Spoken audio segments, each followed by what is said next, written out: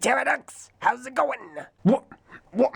I'm not Terida I, I'm Icarax. Gosh. Stupid biddle. Oh, hey Terida I. You want to fight later? Maybe, fight over the world?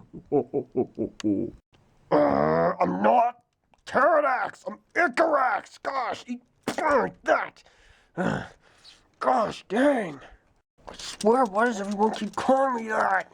Terida I, oh, my favorite Makuta. Let's take over the Matorn universe and kill them all. Okay, that's it. Just because I want to take over the Brotherhood and take over the Matorn universe and wear the Mask of Shadows does not mean I am Terida. Oh, I kind of understand now.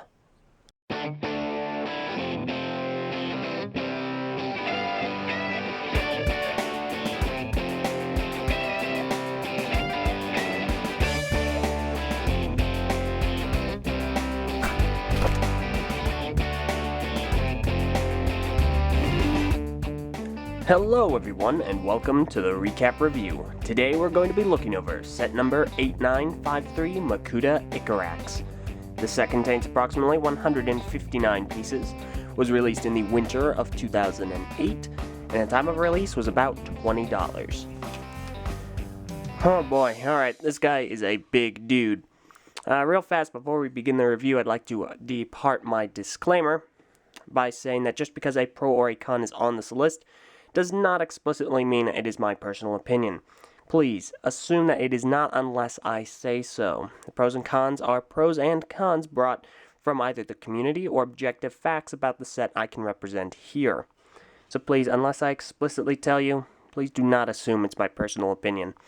Thank you, and let's go ahead and get on to the review. So Icarax is a big dude. He is, obviously enough, a Titan set. And as far as articulation is concerned, he has pretty much all the standard amounts of it. He's got 3 in the arms. He's, for the most part, got 3 in the legs. He's got an additional 2. But he really does just have 3 in the legs that are actually mobile. And on this hand, he has 2. 1 in the shoulder and 1 in the waist. 1 in the elbow, that is. His color scheme is actually quite consistent, which is a good thing. It's dark red, black, and silver for the most part. So consistency-wise, he's actually really good about that. His stature is incredibly impressive. He is a big Makuta. So it's really nice to see we have another Makuta set that is imposing.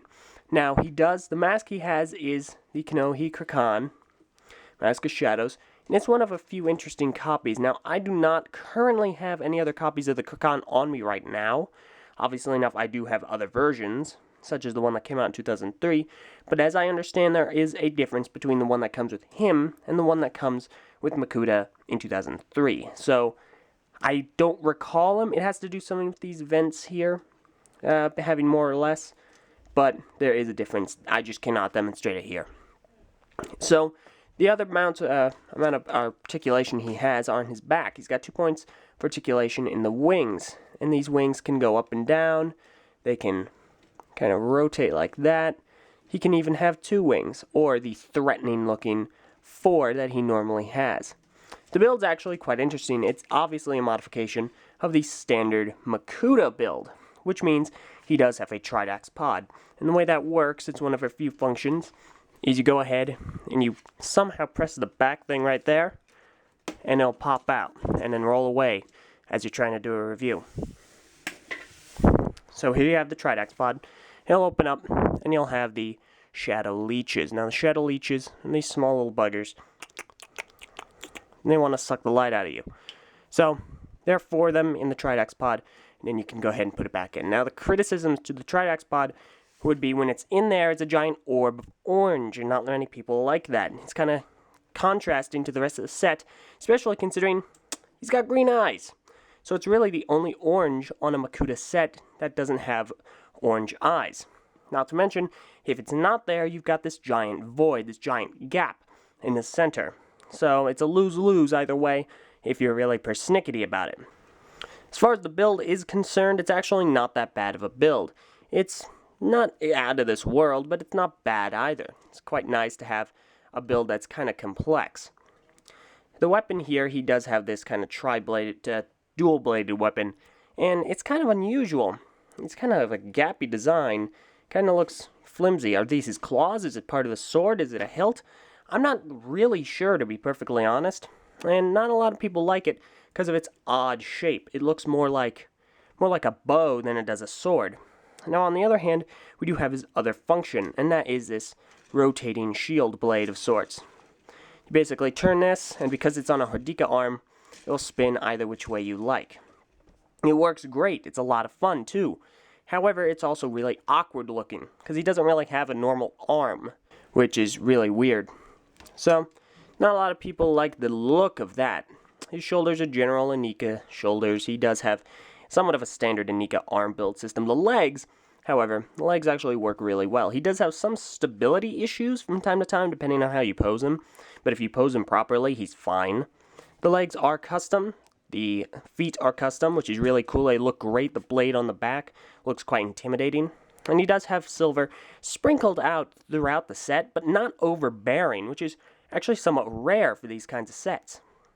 Some of the other issues would be the gaps in the leg design. Now, they do try and cover that up with these pieces here, but they are a little bit gappy.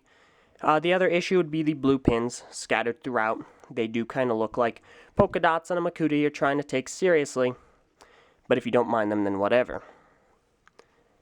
So there are a few more gaps right over here and here. Now, Icarax is actually one of the few Makuta that does not have a way for a Matoran to get on his back. He is not advertised with one, and he does not contain one, so you cannot put an Ob Matoran build on the back of this set. And whether you're angry about that, happy about it, I don't know. But here, you don't. Maybe I've misspelled that, and if I did, please let me know once. Please. Someone else has told me. They've told me. I hear them loud and clear. I read all the comments. But anyhow, from what I can tell, he doesn't have a system like that. The articulation is actually relatively normal. He does have friction before friction pieces became a thing. And he does actually pose really, really well. So posability has never been an issue for him. The wings are great. The mask is nothing new, of course, aside from the changes. But it does look good on this set. It's good, it's imposing, and in the story, Icarax wants to be the leader of the Brotherhood of Makuta. He disagrees with Terida I, so he was asked to hunt the Mask of Shadows, and found it, and wore it, because that's the kind of guy he is. So, all in all, that really sums up Icarax. He's actually a rather solid Titan. There's not a lot wrong with him. He's actually a well-balanced, well-built, and well-functioned set.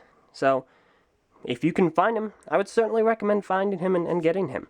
He works out really well and he's really big, and having more Makuta in the collection is never a bad thing. So please, tell me in the comments below, what do you think about Icarax? Do you like him? Do you have him? Do you think there are better Makuta sets? Please feel free to let me know either in the comments below or on the TTV message boards at board.ttvpodcast.com. And join me next week when I go over the one, the only, the incredibly silver Toa Mystica. Thanks for watching, and farewell.